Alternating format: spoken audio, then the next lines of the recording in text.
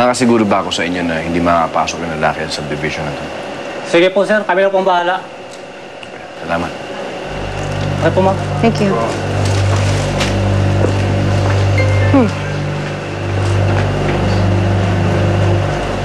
Dad, what's happening? Bakit ba hindi na pwedeng umuwi si Darwin dito? Gaya ng sinabi ko sa'yo, Bea, walang ginawang matino yung lalaking yan. Kaya you better stay away from him. Okay? Parang sabi po sa akin ni Darwin, dapat di ako magtiwala kay Tita or kay Frances. Bea, sisiraan lang niya kami sa'yo. At pag naniwala ka sa kanya, baka pati ikaw saktan niya. Alam mo, ilang beses namin siyang pinagbigyan ng pagkakataon na magbago, pero wala nangyari. Tulog na tayo. It's a long night.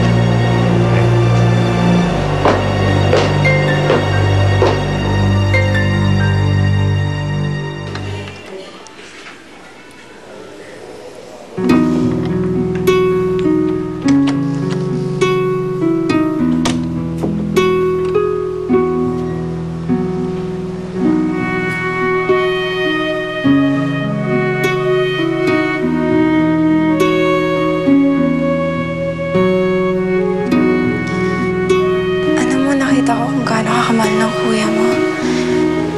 Kaya siyang paniniwalaan ko.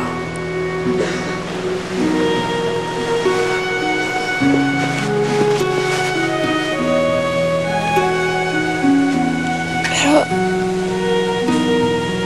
bakit ba dapat di ako magtiwala kay Tita Sharon at kay Francis? Ano bang kaya nilang gawin sa akin?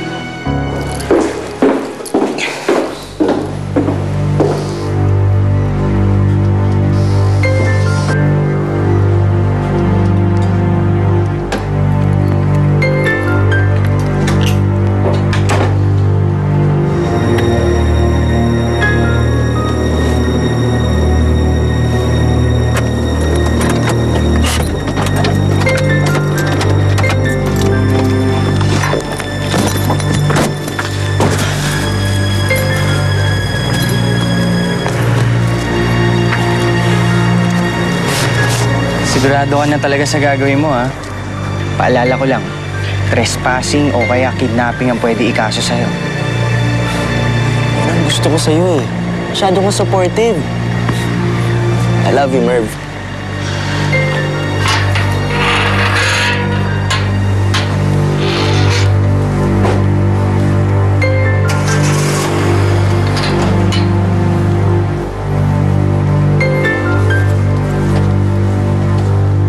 Sinigurado mo ba na wala nakakita sa'yo habang nilalakas sa may oven? Wala. Nasa labas silang lahat eh. Good. Eh, yung pinatapon ko sa'yo yung lalagyan ng clove oil. Binuo ko na ho sa kabilang lote. Para walang ebidensya doon sa pagkakapatay niyo sa mga goldfish. Grabe pala yung mga naisip niyo, no? Para sirain yung birthday ng nanay ni Bea. Umpisa pa lang yan. Hintayin mo na makasal si Mommy at si Tito Rico. Tingnan lang natin kung sino mapapalaya sa bahay na to.